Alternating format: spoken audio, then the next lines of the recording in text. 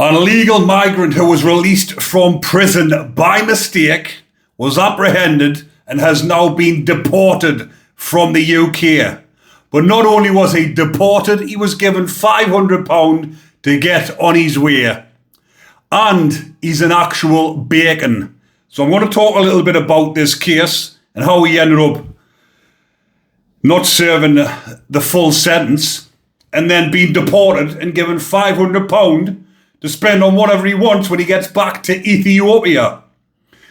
Now, this isn't the only case, because since then, within the last week, there has been 5 prisoners released by mistake. And I'm going to talk a little bit about that and how that has actually happened. And also, in HMP Durham, there was a prisoner who was released by mistake. It isn't saying who he is, and they are refusing to say whether or not he is actually being captured.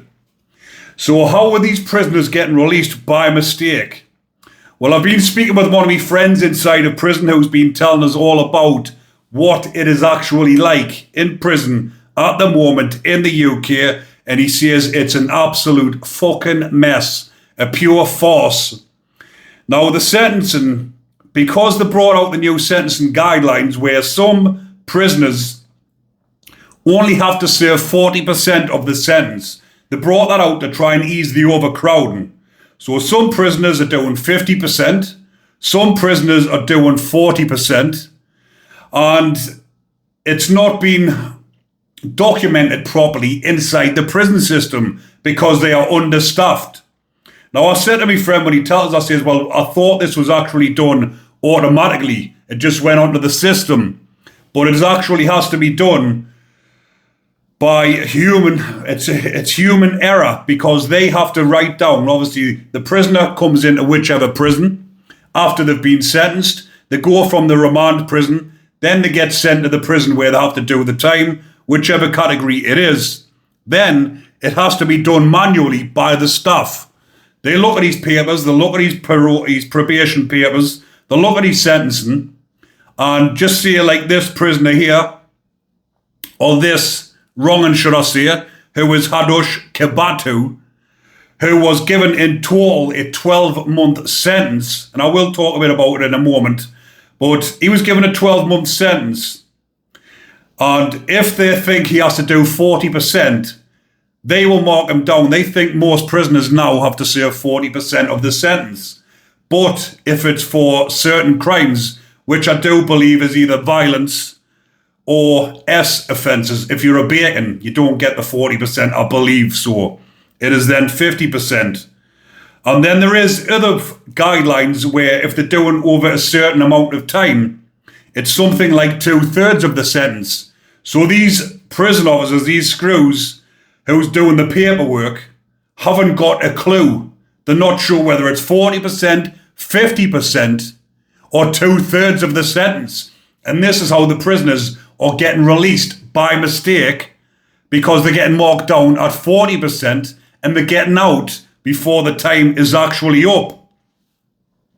So this wrong'un, this bacon, who I had to dig deep to actually find out what he got sentenced to, because there's nothing in any of the newspaper articles online or any of the press articles. I had to actually go into the courts and find out, 2 seconds, I'll tell you exactly. I had to go into the judiciary.uk to find out his actual sentence, and I read the judge's summing up remarks. It goes on too long to go through it all on here, but I will go through a little bit of it at the end. And in the sentencing remarks, I found out the exact sentence and the exact crime that he committed. So he landed in the UK on the 29th of June 2025. It says he's 21-year-old. He enters the UK by crossing the channel in a small boat after paying people smugglers €2,500 for a place on a rubber dinghy. He made the almost 6-mile journey from Ethiopia by travelling through Sudan, Libya, Italy, and France. And guess what, people? He had only been in the UK for 1 week before he'd done an essay on a 14-year-old girl. He is transferred to accommodation for asylum seekers at the Bell Hotel in Epping. Everyone will remember this, the majority of UK citizens, because there was mass protests about this. More so outside of Epping, the Bell Hotel in Epping in Essex. There was mass protests. There was quite a lot of arrests. Now all them poor souls that got arrested because they were frustrated about what had actually happened to an innocent 14-year-old girl are now going to be facing jail themselves for standing up for what they believe in. So on the 7th of July in Epping Town Centre, he makes comments to a 14-year-old who offered him some pizza. He also tries to kiss her. A day later, he SAs a woman and also tries to kiss her, touching her thigh. He then encounters the girl from the previous day and again tries to kiss her, saying he wants to have babies with her, following her and her friends around the town centre. What an absolute piece of vermin. So this young girl, 14-year-old, I've got a daughter who was only 2 years younger than that, and I can only imagine how that girl must have felt with that rotten piece of scum trying to do that to her, trying to kiss her, a 41-year-old man, a legal migrant, doing that sort of deeds to a young girl. So he was arrested later on that night and obviously remanded into custody.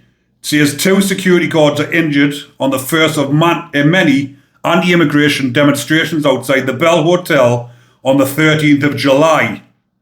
The protests were exploited by far-right activists who, on the 17th of July, attacked police. Over the next 5 weeks, protests outside the hotel led to several assaults on police officers and 32 arrests. So the court injunction on the 19th of August, Epping Forest District Council has granted a temporary High Court injunction blocking the accommodation of asylum seekers at the Bell Hotel. But that was actually overturned at the Court of Appeal on the 29th of August. Now this rotten wrong'un actually took this to trial. Kebatu tells his trial that he was a sports teacher in his home country. I dread to think what he was doing to them youngsters if he was a sports teacher. And he denies the offences, saying, "I'm not a wild animal." Well, you're worse than that. Wild animals wouldn't even do that. Kebatu was found guilty of 2 counts of SA, 1 count of attempted SA, 1 count of inciting a youngster to engage, I'm not going to say the full words because it'll flag up, and 1 count of harassment without violence. So when I've looked up on it, he was sentenced to a total of 12 months in prison and ordered to sign the S offender register for 10 years. And then he was told he faces deportation. So he was sentenced to 12 months, which should have been a 6-month sentence. He wasn't to be released. He was to be sent to a detention centre on that day. So he's went down to reception.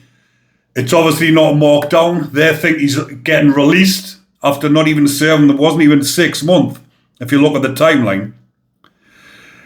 And he was accidentally released from HMP Chelmsford instead of being sent to an immigration centre to be deported.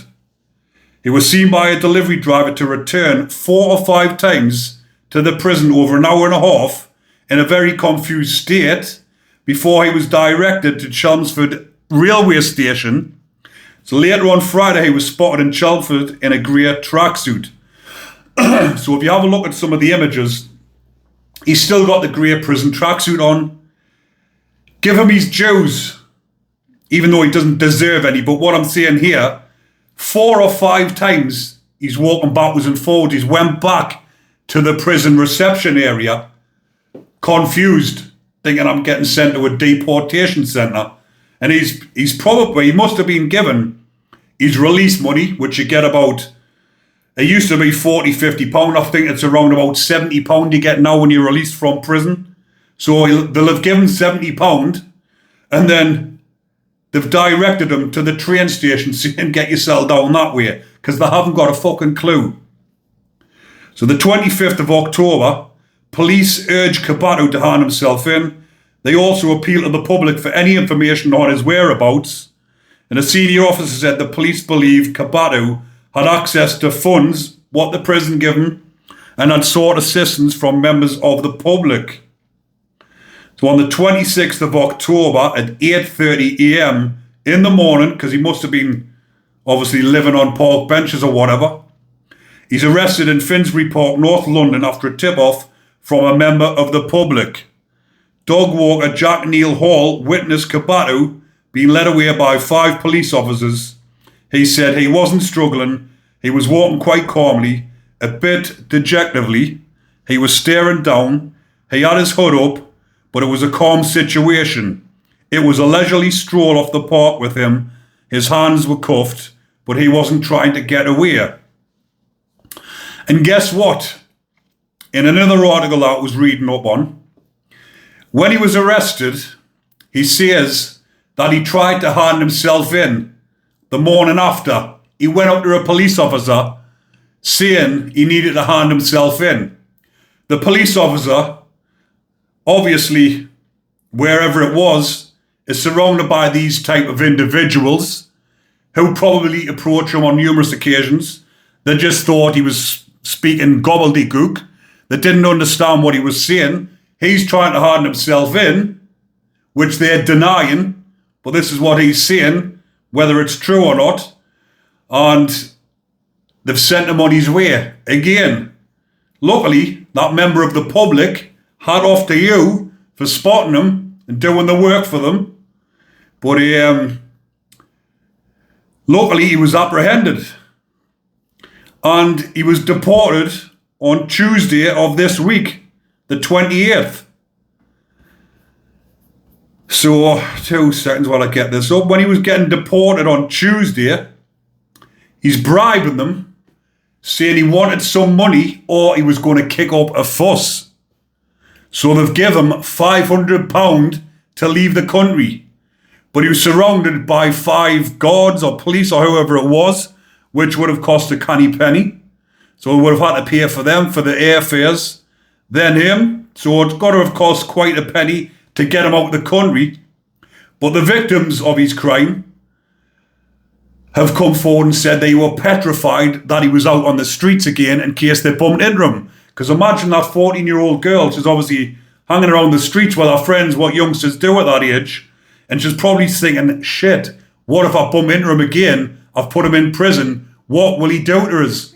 That must have been quite a petrifying moment for her. So, again, hats off to that member of the public that spotted him. So he said, like I've just said, kicking up a fuss, he actually wanted £1,500, but they've gave in and given £500 to get released. But the judge's sentencing remarks, when I looked up on it, it was actually saying, I'm not going to read it because it would take us far too long to get through all of it, but it did say that the threshold for one of the charges, I believe it was the second one, that it was a maximum of 14 years, and it was a starting point of 2 seconds. It was a starting point of 26 months. But he was given a measly 12 months inside of prison and looked after. Absolutely unbelievable what is actually going on. He should have been given, fair dues, he's been deported, but what's going to happen when he gets back to his home country? He can just go and roam freely, get himself another €2,000 and get himself back over. It's that easy. But I just wanted to bring that to the attention, let you know about what's happening with the prison system and how they're actually releasing ex-offenders by mistake. It's because they haven't got a clue.